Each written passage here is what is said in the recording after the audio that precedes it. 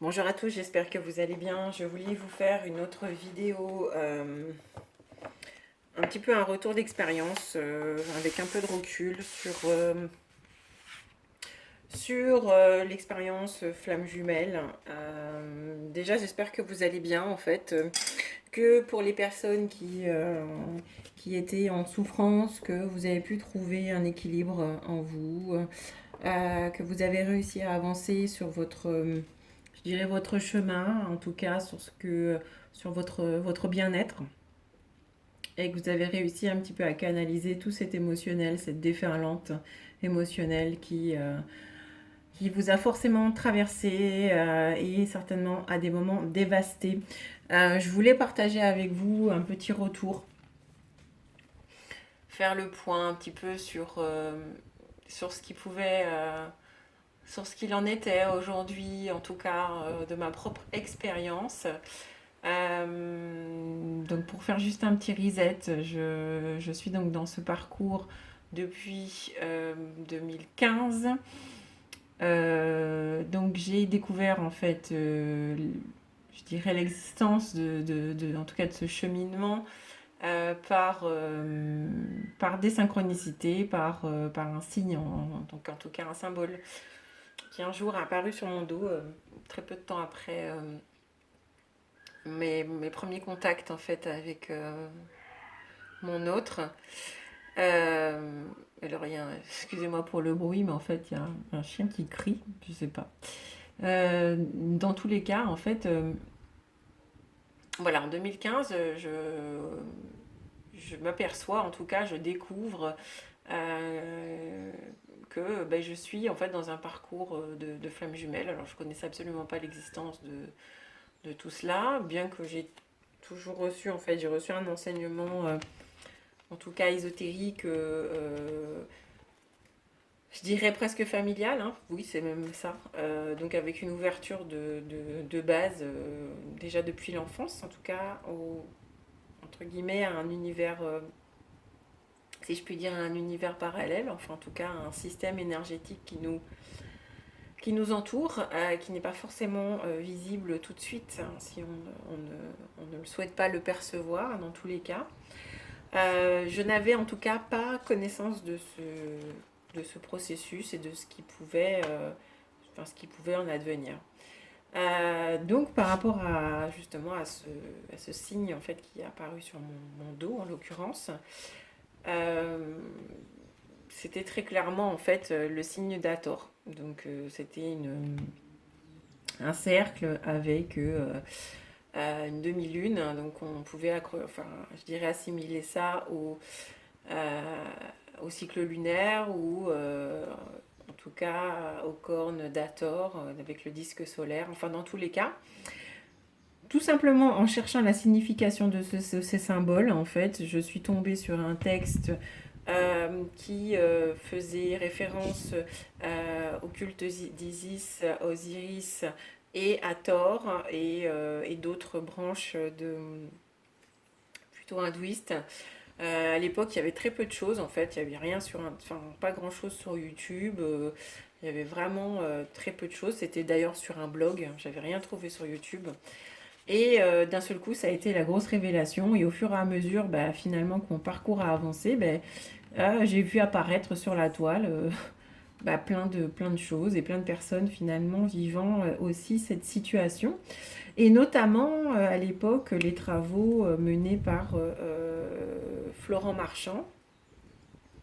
Même si aujourd'hui, en fait, dans le cadre, en tout cas, de moi, mon expérience, je ne suis pas tout à fait d'accord, en fait, avec un certain nombre en tout cas, avec ces préceptes de runner, chaser, euh, qui seraient affiliés au masculin ou au féminin, puisqu'en fait, pour en ce qui me concerne, moi, c'est tout à fait l'inverse. Euh, à part ça, en fait, j'ai apprécié son approche pragmatique des choses.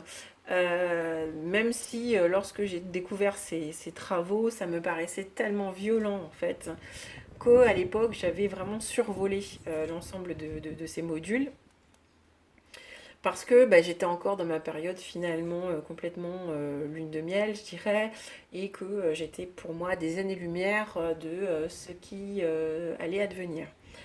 Et donc finalement, je suis retournée à cela lorsque j'ai expérimenté le pire finalement, puisqu'on cherche à ce moment-là des réponses et on cherche à organiser sa pensée en tout cas, parce que quand on a, en tout cas c'est ce qui s'est passé pour moi, lorsque l'on est dans un chaos émotionnel, j'avais besoin de trouver des réponses à ce que je ressentais. Et en tout cas, moi, j'ai trouvé un certain nombre de choses dans ces travaux.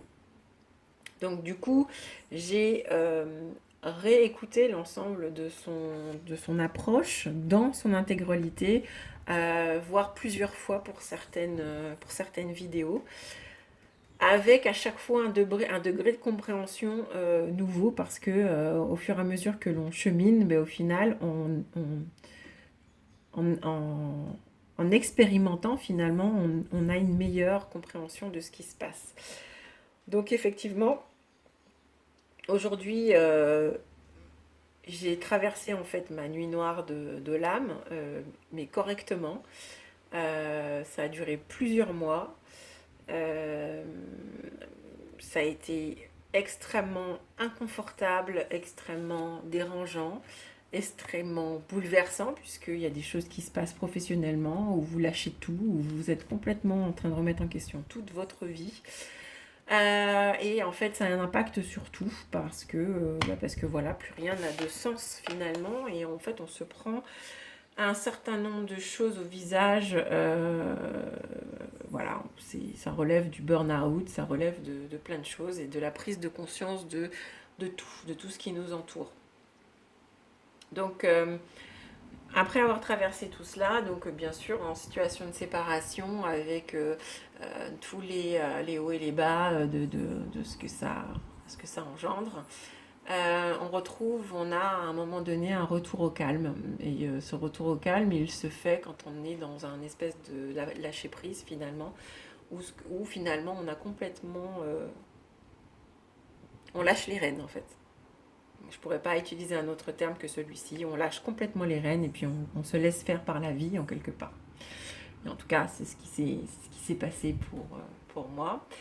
Et au final, ce lâcher prise m'a permis en fait de laisser à d'autres choses, d'ouvrir et d'entrer, de pénétrer ma vie, de nouvelles personnes, de nouvelles approches et surtout de nouveaux systèmes de compréhension. Et au fur et à mesure, donc en ayant ces nouvelles compréhensions, du moins ces nouvelles possibilités de s'ouvrir, j'ai pu apprendre beaucoup plus de choses sur moi, sur effectivement mon autre. Et puis, c'est aussi lui laisser, je pense que l'un et l'autre, on s'est donné l'occasion à chacun d'avancer et de se comprendre et mutuellement et soi-même en fait. C'est-à-dire de regarder à l'intérieur de nous et d'avancer dans ce sens. Alors, aujourd'hui, je dirais le moment est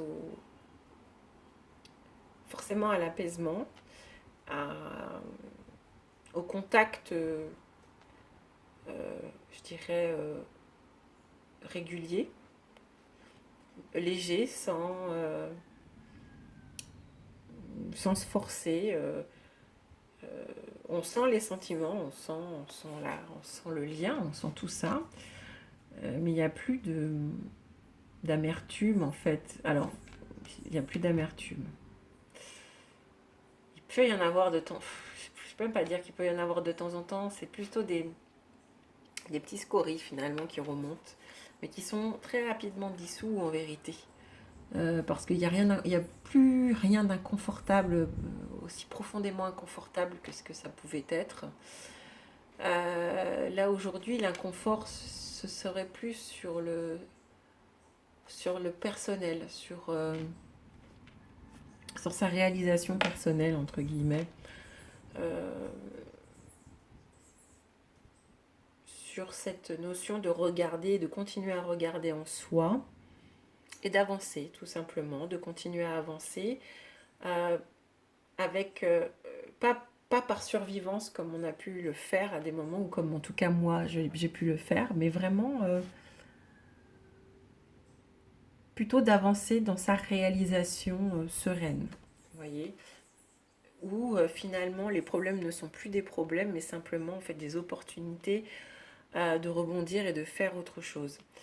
Euh, donc je souhaitais en fait partager ça avec des personnes qui pourraient être aujourd'hui dans des situations dramatiques où elles pourraient se sentir super mal, et vous dire tout simplement que ça évolue en fait. On ne reste pas dans ce truc-là quand on a l'impression on est au bout de sa vie et que tout s'écroule autour de nous, que professionnellement ça va plus, au niveau famille, au niveau tout, que tout part en live, même après à lire des personnes ou des personnes qui auraient pu me contacter.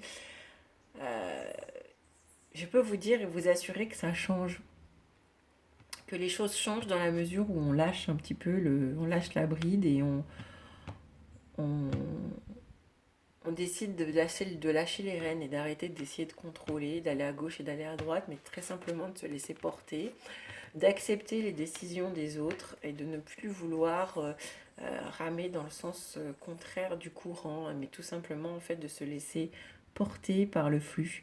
Euh, et peut-être, alors je dis pas de subir, hein, je dis simplement que quand il y a un courant qui a décidé d'aller dans cette, en tout cas de prendre cette embouchure, merde, j'arrive plus à parler, cette embouchure, il y a certes des rochers, c'est à vous de les éviter, mais dans tous les cas, vous ne pouvez pas aller à contre-courant. Donc, c'est éviter de vous échouer, même si vous échouez parfois pour faire une pause sur le côté, sur le rivage, ok, c'est ok, tout est ok.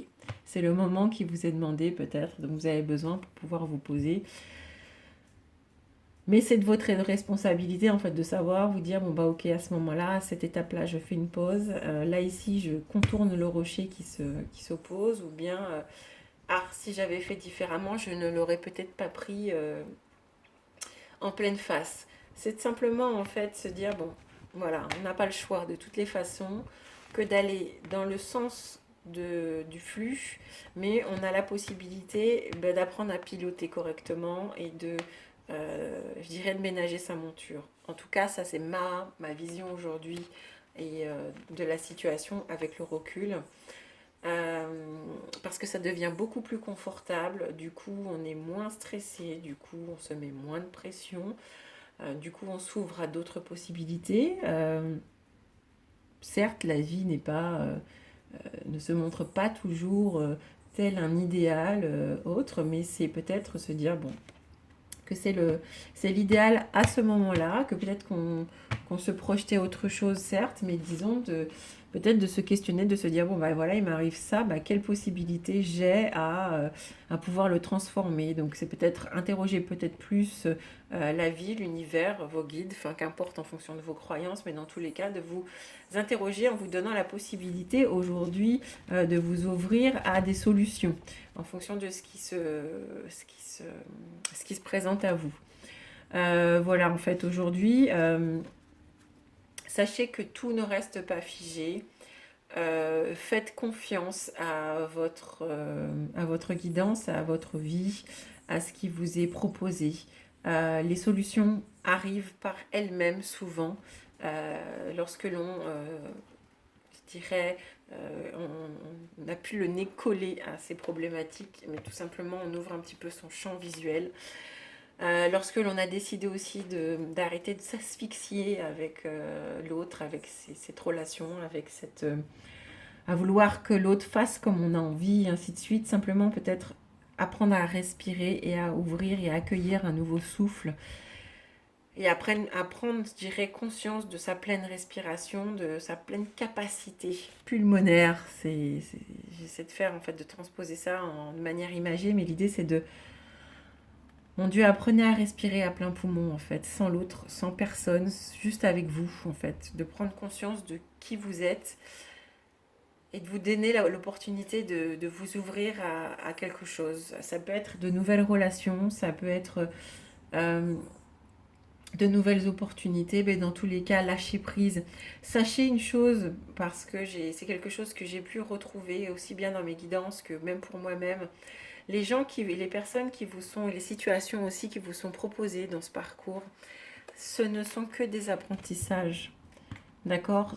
Ça va vous aider, en tout cas à vous réaliser, que ce soit dans cette relation ou en tout cas la relation à vous-même. Quand vous observez les choses avec un peu plus de recul, regardez que même les relations, que ce soit familiales ou sentimentales qui vous sont proposées, si elles vous sont proposées de manière presque hasardeuse et non pas pour vous, parce que vous êtes en quête de combler quelque chose que vous n'avez pas encore réglé, ça veut dire il vous faut absolument rencontrer quelqu'un pour oublier quelqu'un d'autre. Non, ça marche pas. Mais dans tous les cas, si vous avez cette magie qui vous a été proposée par la vie, par le hasard, en tout cas, entre guillemets, par le hasard, mais dans tous les cas, parce que c'était le moment, regardez que ces relations-là, que ce soit professionnelles ou amicales ou bien sentimentales, souvent remettre le doigt de manière peut-être plus douce sur quelque chose que vous avez à régler chez vous.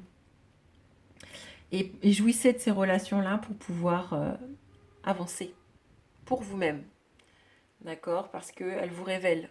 Et ces relations-là vous révèlent et vous ouvrent à vous connaître mieux et à continuer finalement ce parcours et ce cheminement. Et si effectivement, il faut passer par là pour vous retrouver vous-même, je dirais pour entrer dans votre complétude, allez-y, en fait, je vous encourage à vous réaliser. Et puis s'il est écrit que cette relation aboutisse dans cette vie, ça se fera. Mais faites confiance à la vie et à ce qui vous est offert de vivre. Tout est parfait quand on réalise le parcours qu'on a traversé et qu'on a parcouru et qu'on fait une petite pause et qu'on regarde en arrière et que finalement on pose peut-être par écrit les mots, les différents chapitres qu'on a traversés, les différents problèmes qui nous ont été donner à vivre et finalement les solutions que l'on a trouvées et regarder un peu de quelle manière ces solutions ont été proposées dans votre vie. Ça vous aidera beaucoup à continuer à avancer et à comprendre que il faut faire confiance à ce parcours. Parce que même si les décisions de l'autre peuvent vous paraître compliquées, elle est à contresens de votre amour et que ça fait mal à un moment donné, que vous avez eu du mal à le comprendre et que vous lui en voulez aussi. Sachez que lui, tout est juste aussi pour lui parce qu'il a besoin d'avancer sur son chemin, il a besoin de faire les choses proprement aussi de son côté. Et il a besoin de faire les choses avec conscience et de ne pas finalement peut-être, entre guillemets, je dirais pas avoir les mains sales, mais de faire les choses sereinement. Hein. Pour les personnes qui sont en relation triangulaire et autres, il n'est pas question de faire les choses salement et de tout abandonner et de faire des malheureux. Non, il est question en fait que même les personnes qui gravitent autour de votre relation avec votre jumeau puissent aussi tirer un apprentissage de ce qui se passe. Vous voyez, et il faut, en mon sens et selon ma guidance et selon ma compréhension des choses, les choses doivent se faire de manière évidente, comme un puzzle. On ne fait pas, on ne rentre pas des pièces de puzzle qui ne vont pas ensemble. Il faut que ça s'emboîte. Donc laissez un petit peu les choses se mettre en place parce que je vous garantis que les choses s'emboîtent dès lors où on les laisse s'emboîter. Il ne s'agit pas d'essayer de faire entrer une forme, une étoile dans un carré dans une étoile par exemple. Ça marche pas. Hein, ça marche pas, vous allez abîmer le jeu et vous allez abîmer les pièces et puis le résultat ne sera pas joli, voyez. Donc laissez les choses aller. Vous y gagnerez en tranquillité, en paix et en compréhension. Et vous allez voir que le temps à ce moment-là n'a pas d'incidence. Ça ne vous paraîtra pas long parce que parce qu'en fait, ce sera le temps nécessaire à ce qu'il vous faut pour pouvoir avancer et vous réunir. Voilà. Je vous embrasse. En tout cas, c'était un retour pour moi d'expérience. Je dirais que ça n'engage que moi. Si ça vous parle, tant mieux. Je vous souhaite de vous réaliser et je vous embrasse. Je vous dis à bientôt.